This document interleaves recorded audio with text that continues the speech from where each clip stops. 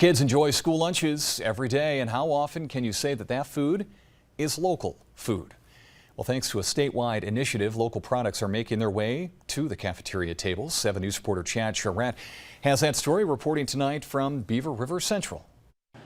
It may look like an average school lunch, but looks can be deceiving, since some of this food was made just down the road.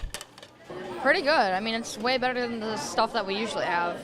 At Beaver River Central School, cafeteria staff are taking a crack at New York Thursdays, a state-run initiative that aims to put locally made products on students' tables. It really brings the community together. It also raises awareness for kids to realize where their food actually comes from. This was their first New York Thursday, so the school kept things simple.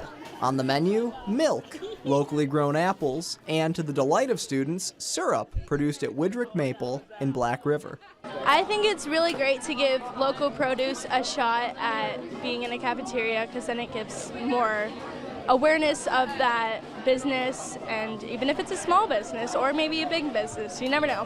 With no shortage of local products, the sky's the limit for future New York Thursdays, and that has students excited. I think it's absolutely amazing. I love that we're getting more local things in instead of just frozen foods that probably come from Syracuse. Nothing has been planned yet, but Emma Fredenberg has a few ideas. Maybe Krogan bologna or a cheese curd.